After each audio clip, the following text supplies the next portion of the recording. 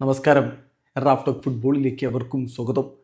English premier ലീഗിൽ ആഴ്സണലിൻ്റെ ഒന്നാം സ്ഥാനത്തുള്ള പ്രയാണം തുടരുകയാണ്. അതേസമയം ലിവർപൂൾ ഇതാ അവരുടെ വിജയ വഴിയിലേക്കുള്ള ആ ഒരു പോക്ക് കൂടുതൽ സുഗമമാക്കി മാറ്റിയിരിക്കുന്നു. ഒന്ന് ബുദ്ധിമുട്ടിയ ലിവർപൂൾ ഇപ്പോൾ തുടരൻ വിജയങ്ങളിലേക്ക് കടക്കുന്നു എന്നുള്ളത് ആരാധകരെ സംബന്ധിച്ചിടത്തോളം വളരെ ആശ്വാസകരമായിട്ടുള്ള കാര്യമാണ്.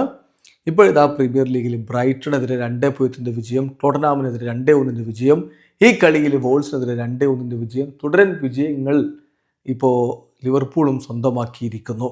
ഈ കളിയിൽ ലിവർപൂളിനായിട്ട് റയാൻ ഗ്രാവൻബെർച്ചാണ് ആദ്യ ഗോൾ കണ്ടെത്തുന്നത്. വോൾസ് തൊട്ടു പുറകെ തന്നെ രണ്ടാമത്തെ ഗോളും വഴങ്ങി അവർ കളി കൈവിടുകയായിരുന്നു. ബേർഡ്സ് ആ ഗോൾ നേടുന്നു 42-ാമത്തെ മിനിറ്റിൽ. ഇടവേള സമയത്ത് ഏകപക്ഷീയമായ 2 ഗോളുകൾക്ക് ലിവർപൂൾ മുന്നിൽ. വോൾസ് 51-ാമത്തെ മിനിറ്റിൽ ഒരു ഗോൾ മടക്കിയെങ്കിലും അത് മതിയാവുമായിരുന്നില്ല കളി തിരികെ പിടിക്കാൻ. അതേസമയം ആഴ്സണലിൻ്റെ കുതിപ്പ് തുടർന്നു. ബ്രൈറ്റണെതിരെ 1-2 വിജയമാണ് അവർ നേടിയിരിക്കുന്നത്. ഒഡേഗാർഡ് ഗോൾ അടിച്ചിരിക്കുന്നു 14-ാമത്തെ മിനിറ്റിൽ.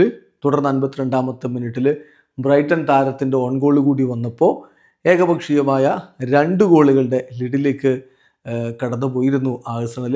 ഒടുവിൽ ഗോമസിലൂടെ ഒരു ഗോള് ബ്രൈറ്റൺ മടക്കിയെങ്കിലും ആഴ്സണലിൻ്റെ വിജയം തടയാൻ കഴിഞ്ഞില്ല.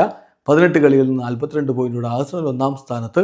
അതേസമയം ലിവർപൂൾ ഈ കളി ജയിച്ചതോടുകൂടി 18 കളിയിൽ നിന്ന് 32 പോയിന്റോടെ താൽക്കാലികമായിട്ടാണെങ്കിലും ഇതാ 4-ാം സ്ഥാനത്തേക്ക് ഉയർന്നിട്ടുണ്ട്. ബ്രൈറ്റൺ 18 കളിൽ നിന്ന് 24 പോയിന്റോടെ 12-ാം സ്ഥാനത്ത് മുടങ്ങുകയാണ്. വീഡിയോ അവസാനിക്കുന്നു.